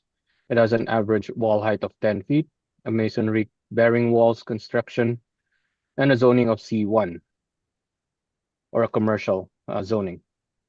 The land area is 2,611 square feet, planned area of 704 square feet, basement area of 704 square feet, with a gross floor area of 2,112 square feet. And on page 2 at the bottom up to page 3 are some photos of the subject property. On page 4, I do have some rent comparables.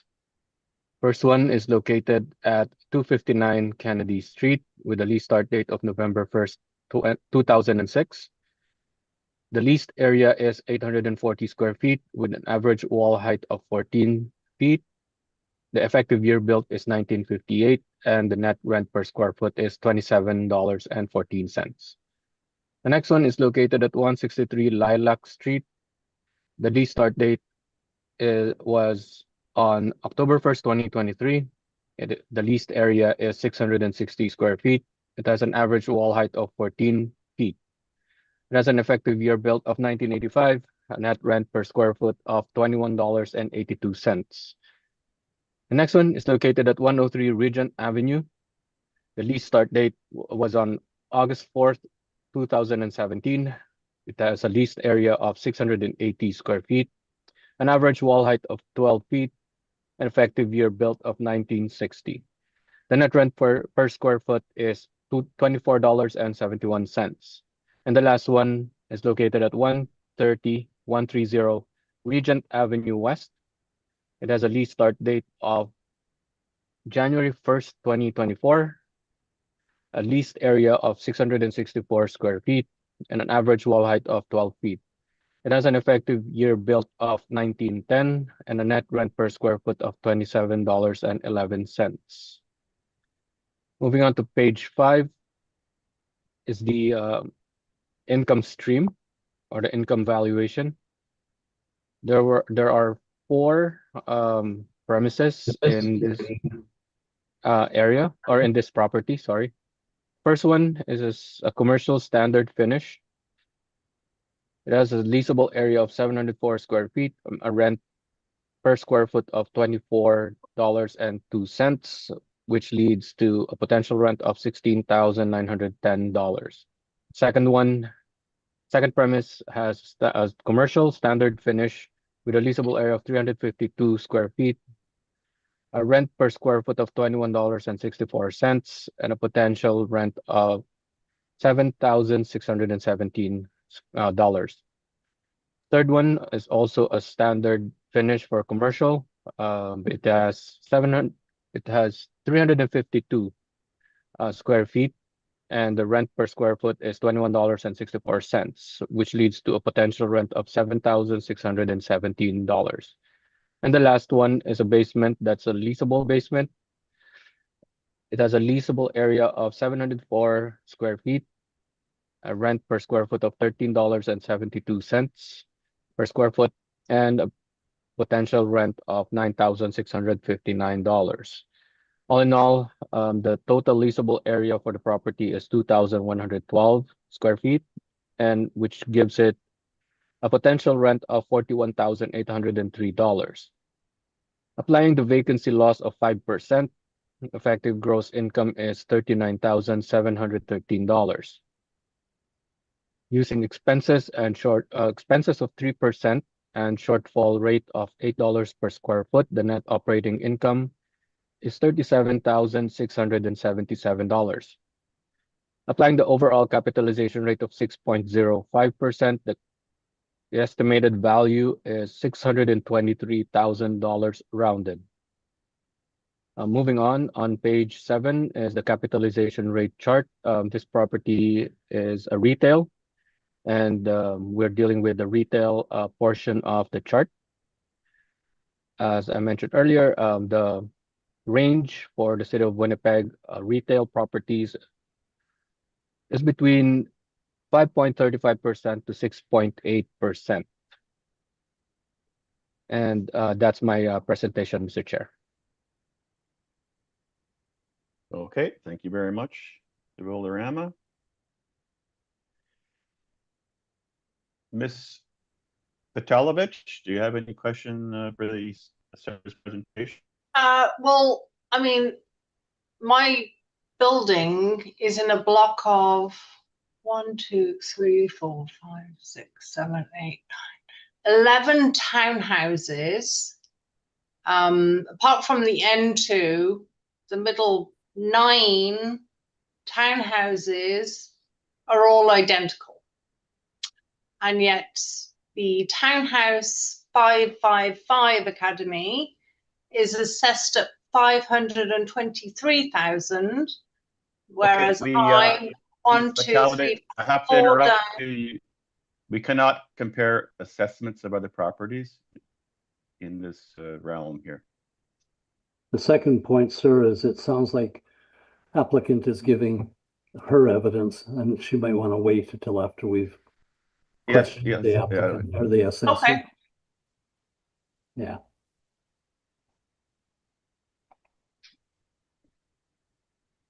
Yes, do you Okay. have any questions on the assessor's presentation, please?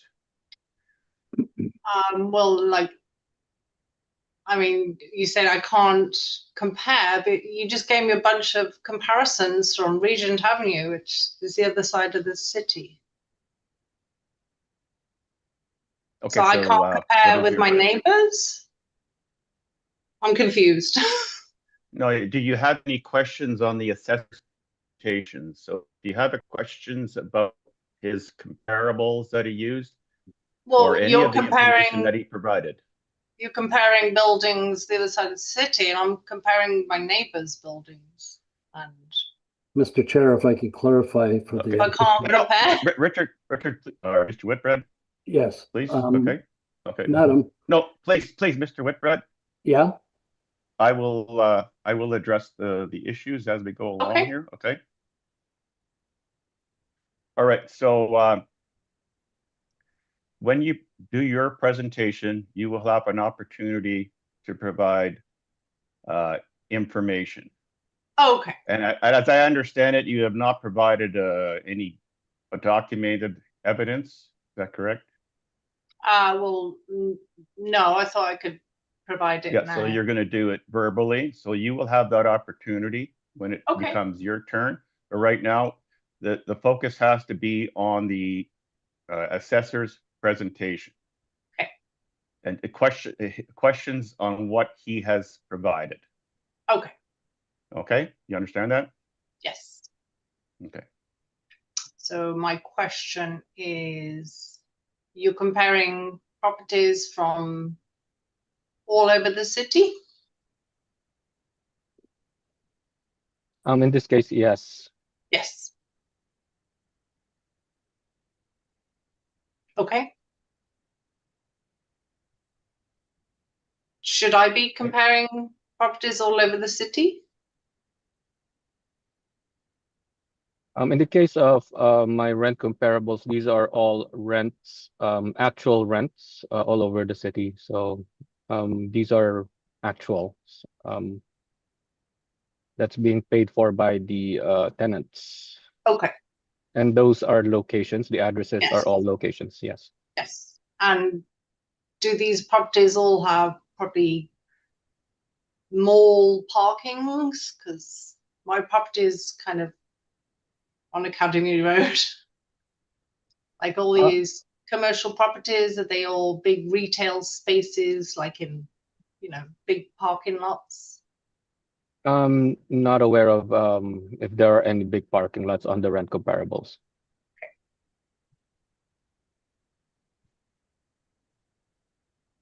Like, are they big industry comparables, like Walmart? Am I getting compared to Walmart or Superstore? I believe not, based on the leased area that's provided in the rent comparables. They're all They're all personally smaller. owned small businesses. I am unsure of that. There's no information in the evidence pertaining to if they are owned by smaller owners or big Mr. companies. Vogler, can you please stop the Zoom went out, and I don't know if it went out on other people as well. No, Ms. Schultz, are you there? I believe we're all. Yes, I'm here. Yep. It's all okay here. Okay, Mr. Witter, You're Mr. cutting, Chair, you're on mute. cutting in and out, Mr. Chair. You're cutting in and out or freezing. okay, yeah, that's the internet. Okay, what's your last question that you had asked Mr. Weld, Mr. Vitilwich? I think that's it. I'd just like to, I guess, present So my what was the case. question that you asked him? What, my question? Yes, what was your question again? I just want to know. If I I'm being didn't hear. compared to, a big retail company, like Walmart or, huge corporations, am I being compared to that? My answer was basically no. Oh, Mr. Chair, are you there? Oh, okay. No, the comparables are not of a typical of a Walmart scale or all those big box stores, Mr. Chair.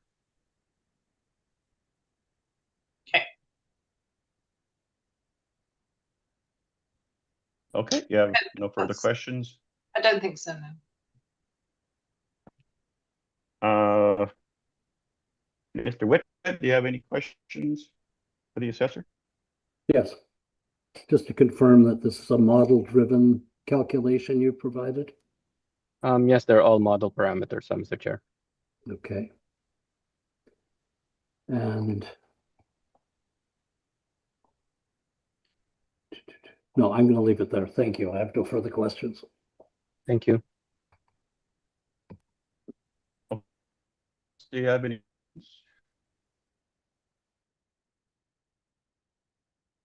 Oh, Mr. Chair, are you there? You've Here. oh, sorry, you're cutting in and out. Oh, there you are.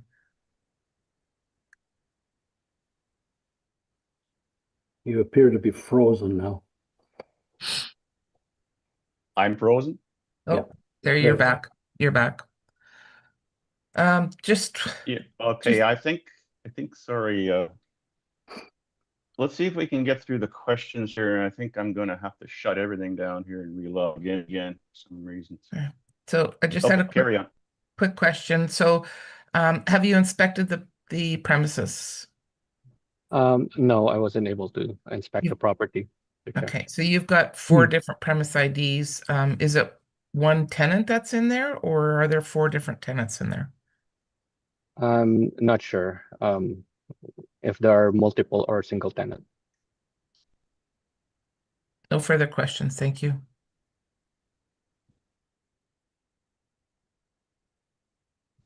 And I have no further questions. Thank you. So Ms. Vitalovich, you can begin your presentation. It'll be verbal, correct? Okay, yes, great. Okay, so first of all, my little retail unit is part of a block of townhouses. They used to be residential, they're quite old. First of all these properties, apart from the N2, which are a bit bigger, they're all exactly the same size. So we've got 1, 2, 3, 4, 5, 6, 7, 8, all identical. My neighbor 3 doors down, again, is assessed at 523, and I'm assessed 100,000 more at 6. Okay, we can't compare assessments. Okay. Oh, you can't? No, we do not compare assessments. So I'm just saying that my building is overvalued. There is no parking. I don't have a parking lot like probably most other retail in the city. It's on Academy Road. Again, there's 11 businesses, 2 stories, and there's about 5 parking spots. So I think that brings the comparison to the other retail businesses down quite a bit. My building is quite old. The basement needs a lot of repair because there's water damage and there's a lot of repairs that need to be done. Again, I was looking at I can't compare buildings, but there's a building for sale 2 kilometers away from me, double the size and almost the same price. So that I thought this was where I get to kind of compare the buildings, but if I can't do that, then I'm not quite sure how am I supposed to bring my value down. I don't think it's valued correctly. When my neighbor 3 doors down, again, can't really say, can I, is less. Also, my next door neighbor bought their property for 520,000 3 years ago. So if that's only 3% a year in gain, the total value would only be 570,000 max.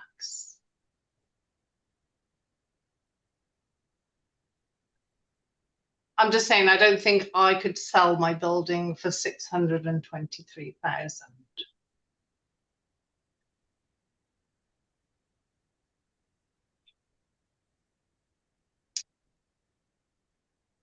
Or if I could, I'd probably buy the one 3 doors down for 100,000 less.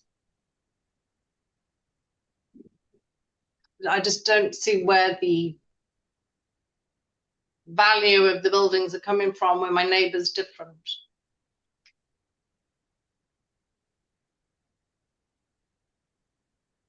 Okay, what for future reference, if providing evidence, in these types of hearings, usually it says in a letter that you get from the city, what you should do to prepare for an appeal at these meetings, and it will give you information on what you can provide at these meetings. So maybe you didn't miss. Maybe I wasn't that document prepared. Yeah, no, I didn't. Yeah, so it's usually the market value of other premises in the area that in the area that you can get a hold of that information. That's what you would provide, right? So I mean, I'm just looking at the assessment and tax page for my block, and you can see that they're all quite different. So I don't understand that. Yeah, each property is individually assessed, so we don't have any information on that. Exactly the same. So is that it for your verbal presentation then? I guess so, yeah.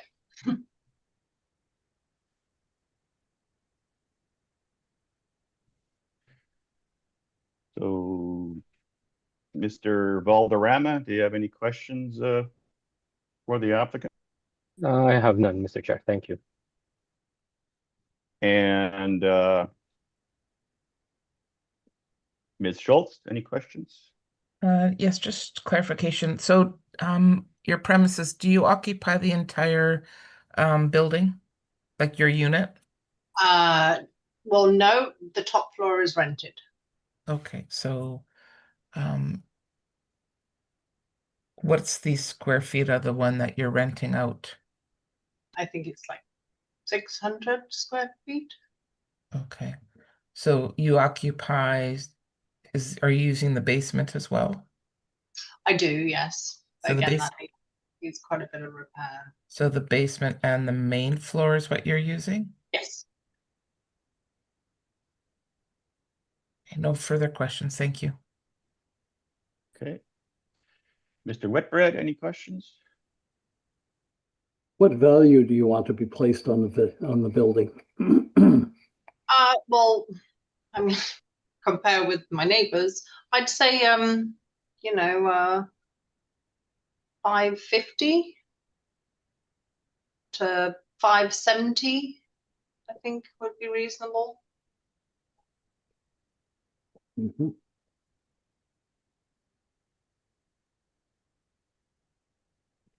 The maximum my neighbors is valued at 610, but I'm not sure if they're questioning that. Yeah, the problem we have is we are unable to use assessments. Oh, okay. We can only use market value. So we need information about market rent, and that's what the assessor has provided. And you haven't provided that evidence to us, so we don't have that to weigh against. But we understand that you would like 550 to 570 for your valuation. Thank you. I have no further questions.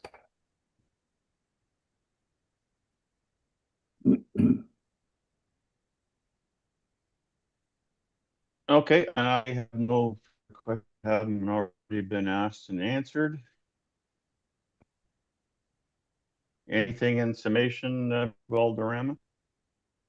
I have none, thank you, Mr. Chair. Anything in summation, Ms. Patelevich? No. Okay, that will conclude this property, 569 Academy, and thank you for your presentation, your presence, Ms. Patelevich. Hey.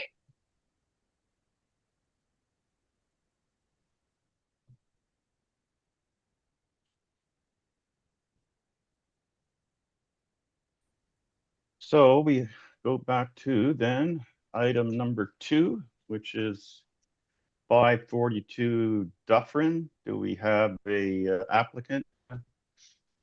Mr. Villanueva? No, still, there is no applicant present. Okay, well, then we will hear the property from Mr. Villanueva. Please. Mr. Chair, Can you Mr. begin your Valderrama? presentation? Yeah, Valderrama, sorry. Yeah. It's okay, thank you. The property has a file number of 26-1622. The roll number for the property is 14002-145000. The property is located at 542 Dufferin Avenue. We're dealing with the roll year of 2027 using reference date of April 1st, 2025. The assessed value is $684,000. The classification is other and the liability is taxable. Property has a parcel use of a store. It has 2 buildings, 10 premises, and single story. Its actual and effective year built is 1994. Has a wall height of 12 feet, a construction class of wood or steel frame exterior walls, and a zoning of M1. It has a land area of 7,353 square feet, a planned area of 3,234 square feet, with a gross floor area of 4,802 square feet. On page 3 are a couple of aerial photos for the subject property. And on page 4 are some rent comparables. These are all, first one is located at 1856 Arlington Street. It has a lease start date of December 2, 2018, with a leased area of 600 square feet. It has an average wall height of 11 feet, an effective year built of 1977, and a net rent of $19 per square foot. Next one is located at 991 McPhillips Street. It has a lease start date of May 9th, 2017. It has a leased area of 770 square feet with an average wall height of 12 feet. It has an effective year built of 1976 and a net rent per square foot of $14.84. Next one is located at 520 Hargrave Street. It has a lease start date of December 1st, 2023. Has a leased area of 907 square feet, an average wall height of 13 feet, and an effective year built of 1966. It has a net rent per square foot of $18.52 or $18.52. Next one is located at 1200 McPhillips Street. Has a lease start date of December 1st, 2017. The area being leased is 762 square feet with an average wall height of 11 feet. Its effective year built is 1991. It has a net rent per square foot of $17.50. And the last one is also located at 1200 McPhillips Street. It has a lease start date of December 1st, 2018. It has an area that's leased for 890 square feet, an average wall height of 11 feet, an effective year built of 1991, and a net rent per square foot of $17.50. And moving on page 5, overall, the potential rent for the property is $60,978, with a total leasable area of 3,728 square feet. Applying vacancy loss of 5%, the effective gross income is $57,929. with expenses of 3% and shortfall rate of $8 per square foot, the net operating income is $54,700. Using the capitalization rate of 8%, applying it on net operating income, the estimated value is $684,000 rounded. And on page 7 is my capitalization rate chart.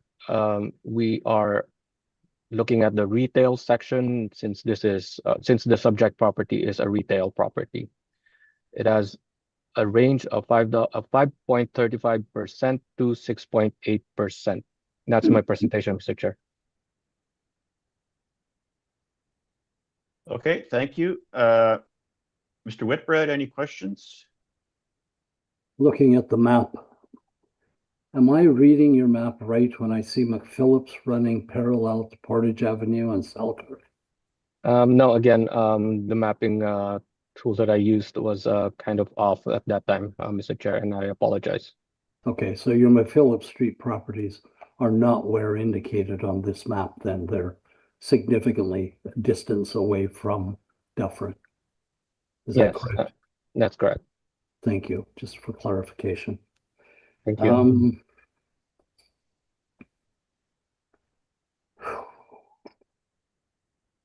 The cap rate again at 8%. Do you have any justification for going above the 80th percentile and above all 3 other comparators that you have on your chart, page 7? It's a model parameter, Mr. Chair, so I have no justification on that one. Okay, no comments.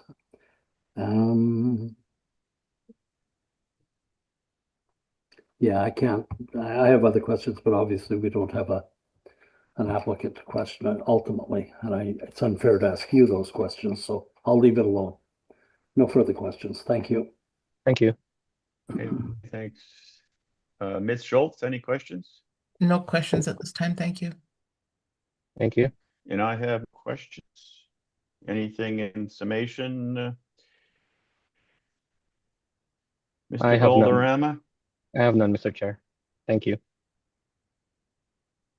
Okay, that will conclude this property, number 2, 542 Dufferin.